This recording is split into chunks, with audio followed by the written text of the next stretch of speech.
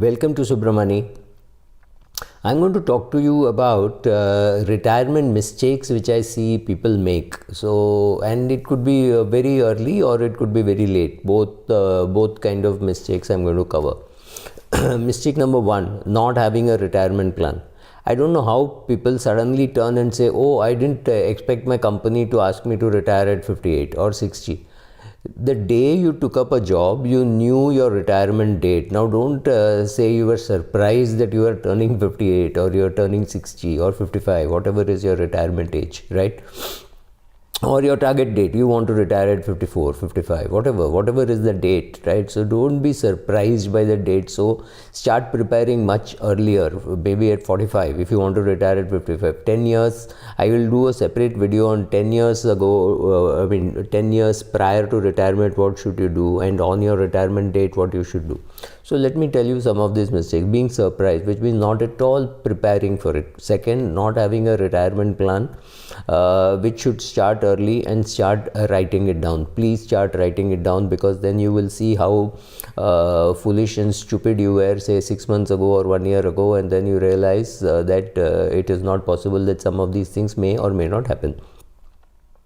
Third mistake I see is not involving the spouse, assuming that oh, I'm going to stay in Coimbatore, and your wife says, no, I don't want to stay in Coimbatore, I want to stay in Pune, or vice versa, right, or something like that, and not being able to make those decisions. Some others make a decision of buying a senior citizen home sometime even in their 40s, or very late 40s or early 50s, saying, oh, this is ideal, I am going to be in Bangalore, this is a beautiful location, there is a hospital nearby, and therefore I will stay there. Wrong, completely wrong. Don't be in a hurry to buy, because you are going into a senior citizen home only at the age of 70.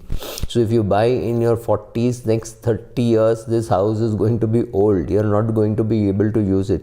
You want to buy a brand new house at the age of 70, so that there is minimum maintenance for the next 10-15 years. You don't want to stay in a 30-year-old old age home and then wonder whether it was a right decision to buy. Right, so earmarking your old age home at the age in your 40s and 50s is absolutely stupid, because you have no clue what requirements you will have in your 70s. It's far more important that you create your group with whom you are going to retire. So it could be older cousins, it could be younger cousins, it could be friends, classmates, schoolmates, colleagues. If you have worked for a long time in one company, find out the group, maybe 5, 10, 12 people. When you say 12, it means 24 people, because 12 couples, right? That's what we are talking about. Decide that these are the old people, these are the people with whom you are going to grow old. Then go and do your shopping. There is no great hurry to buy, and in any place. And another mistake I see is people relocating on a whim. So they leave Bombay and they go to Coimbatore, and they say, oh, it's not good, this I have this problem, I have that problem, and then they come back. Or they go to Sringeri and say, oh, Sringeri is a fantastic place, great weather, etc., etc. They go there and they actually find it very difficult to live in your 80s, because it's very cold in winter. So please understand that at the age of 70, you will go to a senior citizen gated community where you will have assisted living. Somebody will come and change the bulb in your house and help you maybe with even buying grocery or basic banking or something like that. When you need help, you ask for it and you will get it. After 85, you go into a geriatric care, where you have far lesser options, because you have to have good quality geriatric care at a price which you can afford. So you have to look for all that. So you need 2 senior citizen homes. One is a senior citizen home with aided living, and second is geriatric care, where somebody will have to even change your diaper and give you bedpan. Maybe you don't need it at all. Maybe you die at the age of 84. And when I say 70 and 85, I'm just assuming. For somebody 70 could happen in 67, for somebody it could happen in 73. So don't be in a hurry to commit, don't be in a hurry to buy, right? Just plan, go do your shopping. Maybe Jaipur is a good place, maybe Kerala is a good place, maybe Coimbatore, maybe Pune, maybe Bombay, whatever it is. Go first, just do your shopping. In all these places, temporary help is temporary rental is available. So go and stay there for a month or two, see how it is. It is one thing visiting it, and one thing actually living there for 2-3 months and seeing whether it works for you, right? So all those things have to be done. So 40s, 50s, even in your 60s, you just are doing shopping. Don't be in a hurry to commit, right? And like I said, 2 old age homes, 70 to 85 and 85 and beyond, right? You need to, so being prepared for that is different, and actually going and buying is different. So don't be in a hurry to buy. Other thing is when passing on professional help. See, not everybody can be a DIY investor, especially on the way down, right? When the way down, I mean, you have put in a lot of efforts, you have accumulated money, you have reached a corpus size. How to withdraw, how to keep it in different buckets, when to withdraw, whether how much to provide for say senior citizen care. I mean, how much to provide for medical, how much to provide for day-to-day expenses, and how much to provide for growth. 3-4 buckets you need to keep your money in, more of mental accounting perhaps, but you need to understand all that. Not everybody is well equipped to do it. Maybe we were in a job which was very demanding, and suppose you have a government job which expects you to work for 15 hours a week. Then you will find a lot of time to manage your money, etc., provided you're interested and you're capable. The assumption is you're capable, you're interested, and you have time. All this combination has to work. Suppose you're not interested in it at all, then you need an advisor. Suppose you are not capable of doing, you don't understand, it's too complex, it's too boring, your wife is not interested in learning, and that's all. In that situation, you're not going to be able to do it on your own. Then you need an advisor. Third is also, you may not be able to find time. If you have a nice private sector job which is very demanding, you will not be able to find time. But if you have a nice government sinecure which expects you to work only 10-12 hours, 15 hours a week, then it's very different. Then you can afford to do all your personal financial planning, and you can even tell others how to do it, right? So don't pass on when you need help. Don't just think that, oh, I can manage on my own. Some people can, many people can't, right? So don't relocate on a whim. Just be very careful about relocation. Everybody thinks, oh, I'm going to live in this place because so and so live. Not true. Look at somebody 20 years older than you. So if you're 50 years of age, look at somebody who is 70, see what they are doing. Look at somebody who is 60, look at somebody who is 55. With all the 3 people, keep in touch, and so you know how your life can also take a pattern. And if you're the elder ones among the cousins, then you look at what your uncle and aunts have done. If you're the younger ones, younger ones, then you have your older cousins to look at. If you are the older cousin, if you're the older part of the family, then you will have your uncles and aunts. See what they have done, and how comfortable they are. Go talk to them, meet them. Doing all that is very useful and very important for you to plan your old age. You don't know how you are going to be in your old age. Also, you need to plan to say what happens if you are single, right? So make that plan. People don't plan for all that, because why do you think that you're permanent? Another thing I see is people falling for too good to be true offers. I mean, I'm going to give you 7% tax-free return in this product. Look, these things don't exist, right? They just don't exist. So be very careful. If you don't understand the product, don't buy. I've been offered one product which is some 6.3% tax-free bonds. I don't understand it. I don't understand how somebody can give that when interest rates of Sarkar is about 6.58%, right? So if you don't understand, just stay away. Don't buy products just because it looks good. It may not be good. If it is too good to be true, it is perhaps too good to be true. It may not be true. Another assumption which people make is saying, I will work till I'm 75, till I'm 80. I mean, I want to be very active. I want to keep myself busy. That's fantastic, but people may not want you around. Even in charitable organizations, they don't allow you to do voluntary work also beyond the age of 70. Please be careful. So it's not easy to think that, oh, I will do something, I will make myself useful to society. All that is great, but society, at least in India, has this huge ageism. So they have a cutoff saying that beyond 70 we don't want your help. So be very careful about that. Another thing I see people doing is decluttering. Be very careful with your papers, with your things. It's okay with your papers, get it clarified by your chartered accountant or somebody to say whether, how do you have to keep papers for 7 years, 10 years, business papers. Be careful about that. I've not even come to what I would think the number one mistake which people make in retirement is postponing the planning for retirement. That is disaster number one. I don't know why it is coming so late in my list of mistakes, but yes, be careful about that. If you keep postponing, then you will not have enough money to retire. Another mistake I see people make is putting too much money into children's projects. Could be their marriage, could be their education, could be anything. If you don't communicate properly about the money that you have, your children will not know how much you should be able to spend. Another important thing is feeling of guilt, especially for people with a divorce or a spouse who has died and he's got remarried. Then the children of the first spouse can really hold the parent to ransom, saying no, you must do it, and then it kind of becomes an emotional blackmail. If my mother was there, wouldn't you have done it? If my father was there, wouldn't you have done it, kind of thing.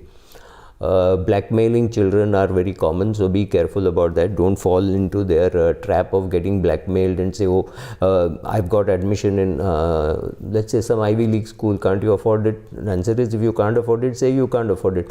Put a percentage which you are willing to give away. Like if you have a net worth of 25-30 crores, giving away 2 crores is okay. But if your net worth is 4 crores, you may need 4 crores for your own retirement. Don't give away 2 crores from that. Don't say, it's okay to spend on my children, they will repay it. They will repay it, they can repay it, they may repay it. What if they don't repay it, right? What happens if the child meets with an accident and you don't have enough adequate insurance cover? Then you will spend on the child's medical, you will not have enough money for your retirement, the school fees which you paid is gone. So be very careful as to what you're doing. It's perfectly alright to tell a child that look, whatever is your educational expenses, please spend it. After I die, I'll give you money. At that time, I'll compensate you. But right now, I can't give away when I'm alive, because I do not know how much I am going to need for my old age. So because you're unable to make that prediction, you will have to be very careful about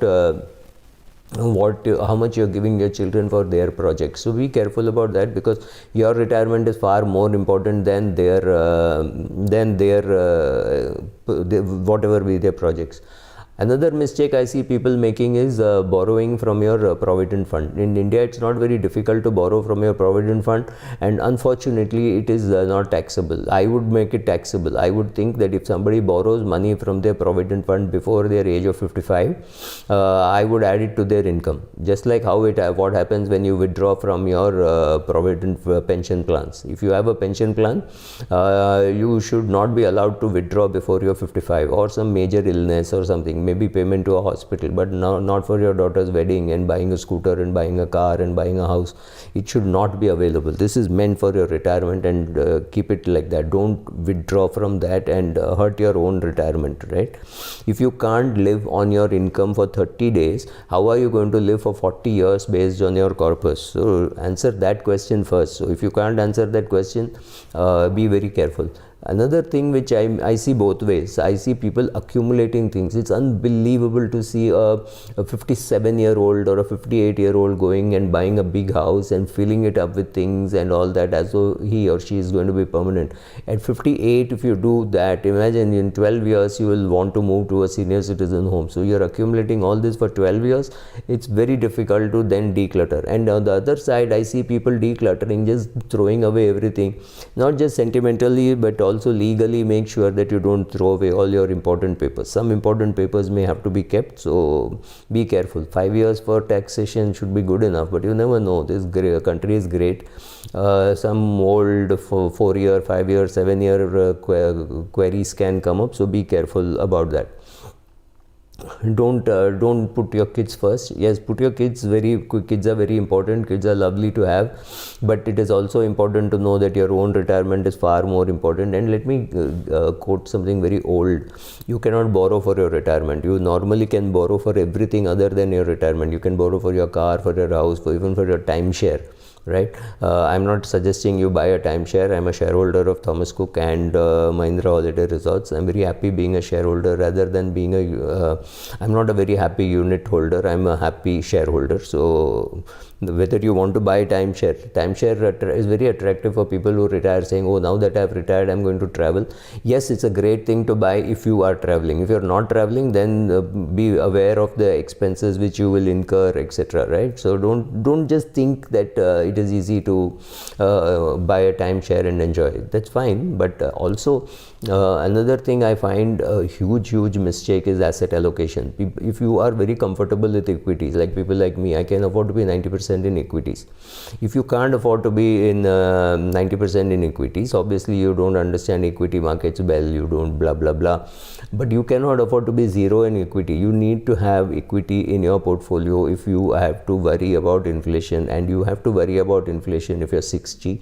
You've got another maybe 40 years to go, right? So if you're going to live for 40 years, you need to have provision for inflation protection. So at least 30% of your portfolio, if not 50%, should be in equities, and slowly you do a drawdown. That's fine, but you cannot avoid the stock market, nor can you go on the other hand and put 90% of your money in stock market if you don't really understand. If you're a late starter, you've never been in equity markets till you're 52, 55 or whatever, then that is not a time to be putting all your money in equity markets. You may not have enough time to recover because you don't have the mental strength to stay through the bad times. So be very careful. Don't ignore your health, right? That's a very important thing. Join a gym, do some exercise, whatever, but don't ignore your health. Ignoring health is another, could be headed for disaster, simply because good health is good economic sense also. Because if you don't have good health, I mean, simple exercises also, if you don't do, chances are that you will fall ill and you will spend a fortune on that, and you may not have provided for all that in your retirement plan, right? So don't neglect your estate planning. Make sure that you have your will. Make sure that you sit with your children and have a proper documentation, what I call the death file.